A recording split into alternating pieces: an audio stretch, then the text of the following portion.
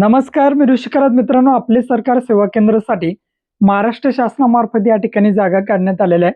आता हे आपले सरकार सेवा केंद्र तुम्हाला मोफतमध्ये या ठिकाणी दिलं जातं. त्यासाठी जाहिरात निघते आणि त्यानंतर तुम्हाला फॉर्म भरायचा आहे.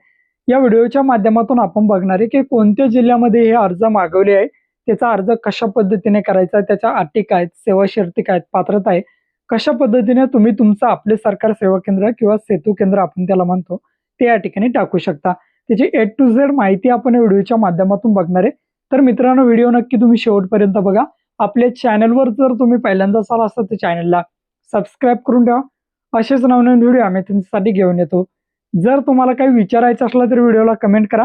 व्हिडिओच्या डिस्क्रिप्शन बॉक्समध्ये टेलिग्रामचा ग्रुप दिलाय, त्यावरती तुम्ही अजूनही जॉईन झाला नसाल तर त्यावरती जॉईन व्हा. त्यावरती डायरेक्टली तुम्ही आमच्याशी बोलू शकता किंवा तुमचे प्रश्न आम्हाला विचारू शकता. नक्कीच आमची टीम तुम्हाला त्वरित प्रतिसाद देईल. चला तर या ठिकाणी व्हिडिओला सुरुवात. मित्रांनो, या जागा निघालेल्या आहे आता सातारा जिल्ह्यामध्ये. आता तुमच्या जिल्ह्यामध्ये जागा निघाल्या आहे की हे कसं चेक करायचं ते सांगतो. काय करायचं, समजा तुमचा जिल्हा आहे बुलढाणा, तर buldana.gov.in अशा प्रकारे टाका. एक नंबरला तुमच्या जिल्ह्याची ऑफिशियल वेबसाईट येईल. या वेबसाईट वरती तुम्हाला समजेल की तुमच्या जिल्ह्यामध्ये जागा निघाल्या आहे किंवा नाही. समजा तुमचा जिल्हा या ठिकाणी पुणे आहे, तर पुणे.gov.in अशा प्रकारे टाका. तुमच्या जिल्ह्याची अशा प्रकारे वेबसाईट येईल. या वेबसाईट वरती समजेल तुम्हाला की तुमच्या जिल्ह्यामध्ये जागा निघाल्या आहेत किंवा नाही. अशा प्रकारे तुम्ही कोणत्याही जिल्ह्याचे जरी रहिवासी असाल त्यावरती सर्च करायचं आहे. सर्च केल्यानंतर तुम्हाला तुमच्या जिल्ह्यामध्ये वॅकन्सी या ठिकाणी दिसतील. आता या जागा निघालेल्या आहेत सातारा जिल्ह्याच्या. त्याचा फॉर्म कशा पद्धतीने आपल्या सरकार सेवा केंद्राचा भरायचा आहे बघूयात. तर मित्रांनो, जाहिरात या ठिकाणी बघू शकता. सातारा जिल्ह्यामधील ही जाहिरात आहे. 5 ऑगस्ट ते 18 ऑगस्ट या कालावधीमध्ये तुम्हाला अर्ज करायचा. अर्ज कुठे नेऊन द्यायचा आहे? सातारा असेल किंवा कोरेगाव, कराड, पाटण, पलटण, मान किंवा खटाव किंवा वाई या तालुक्यांच्या तुम्हाला उपविभागीय अधिकारी कार्यालयामध्ये तुमचा अर्ज नेऊन द्यायचा आहे. अर्ज आपल्या टेलिग्राम ग्रुपला टाकलाय, कसा भरायचा ते सुद्धा सांगतो. वेळ दिली तुम्हाला या ठिकाणी सकाळी 10 वाजेपर्यंत ते संध्याकाळी तुम्ही 6 वाजेपर्यंत, या ठिकाणी सकाळी 10 ते संध्याकाळी 6 या कालावधीमध्ये न्यायचं आहे. आता या ठिकाणी बघू शकता तुमचं 18 वर्ष पूर्ण पाहिजे, कमीत कमी 12वी उत्तीर्ण असणं गरजेचं आहे.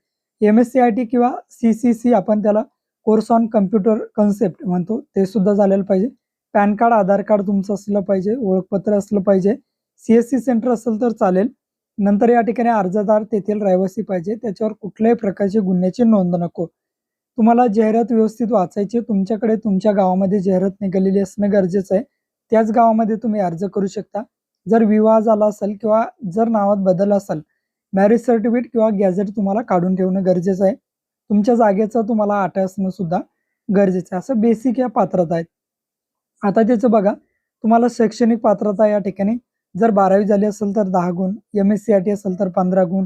तर या ठिकाणी तुम्ही बघू शकता, या ठिकाणी ग्राहक सेवा केंद्र तुम्हाला अनुभव वगैरे असेल त्याचे सुद्धा गुण, इंटरनेट सुविधा, तुमची आर्थिक क्षमता, नंतर तुमचा अनुभव, तुमचा व्यवसाय आराखडा, सामाजिक समावेशकता, तुमचं कॅरेक्टर सर्टिफिकेट असेल त्याचे सुद्धा गुण. अशा प्रकारे 100 गुणांची ही विभागणी दिली आहे. तुम्ही व्यवस्थित एकदा बघून घ्या. खाली या ठिकाणी आता तुम्हाला डायरेक्ट अर्ज कशा पद्धतीने करायचं ते सांगतो. जर जास्त अर्ज आले तर 20 मार्कासाठी या ठिकाणी मुलाखत राहील. आता सर्वप्रथम बघू शकता, यासाठी हा अर्ज आहे. उपविभागीय कार्यालय, तुमचं तालुक्याचं नाव वगैरे टाकायचं, कुठे द्यायचं, फोटो चिटकायचा आहे. खाली यायचं, तुमचं नाव वगैरे टाकायचं आहे. नंतर तुमचं संपूर्ण नाव मराठीमध्ये, इंग्रजीमध्ये, कोणत्या गावाचे रहिवासी वगैरे टाका, जन्मतारीख टाका, वय टाका, जेंडर टाकायचं, मोबाईल नंबर, ईमेल ID, आधार नंबर, पॅन कार्ड क्रमांक, तुमची 12वी झाली, ग्रॅज्युएशन, पोस्ट ग्रॅज्युएशन, MSCIT काय कोर्स वगैरे झाला असेल तर द्यायचा आहे. तुमच्याकडे जर अनुभव असेल तर ते सुद्धा तुम्ही या ठिकाणी देऊ शकता. नंतर तुमची जागा किती आहे, तुमच्याकडे तुमचं दुकान सेतू सुरू करण्यासाठी स्कॅनर आहे का, या ठिकाणी तुमच्याकडे कम्प्युटर आहे का, वेबकॅम आहे का, बायोमेट्रिक उपकरण आहे का, UPS सेवा आहे का, इंटरनेट सुविधा आहे का, CCTV आहे का, दिव्यांग वगैरे असेल तर द्यायचे. नागरिकांना प्रतीक्षा वगैरे करण्यासाठी म्हणजे थांबण्यासाठी जागा वगैरे आहे का, CSC ID असेल तर त्याचा पत्ता द्या. जर बँकिंग वगैरे असेल तुमच्याकडे ते सुद्धा द्यायचे. गव्हर्नन्स तुमच्याकडे जर या ठिकाणी असेल तर ते सुद्धा तुम्ही देऊ शकता. यापूर्वी आपले सरकार सेवा केंद्र असेल तर ते सुद्धा तुम्हाला मेन्शन करावे लागेल. या ठिकाणी तुम्ही दिव्यांग, माजी सैनिक, महिला, स्वयंअर्थ सहाय्य वगैरे असेल ते सुद्धा देऊ शकता. नंतर तुम्हाला घोषणापत्र द्यायचं आहे, आधार कार्ड, पॅन कार्ड, रहिवासी पत्ता नमूद केलेलं तुमचे CSC सर्टिफिकेट, बँकिंग प्रणाली वगैरे असेल, दिव्यांग वगैरे असेल त्याचं सर्टिफिकेट, 12वी 10वी 12वी काय जे असेल ते, तुमचं या ठिकाणी शॉप ॲक्टचं लायसन वगैरे, तुमची जागा वगैरे, राष्ट्रीयकृत बँकेचं पासबुक, अशा प्रकारची ही बेसिक माहिती आणि खाली एक स्वघोषणापत्र दिलंय ते भरून द्यायचं आहे आणि हा फॉर्म तुमच्या उपविभागीय कार्यालयामध्ये तुम्हाला नेऊन द्यायचा आहे. कार्यालयीन वेळेत नेऊन द्या. त्यानंतर कुठल्याही प्रकारे तुम्हाला फॉर्म भरण्याची गरज नाही.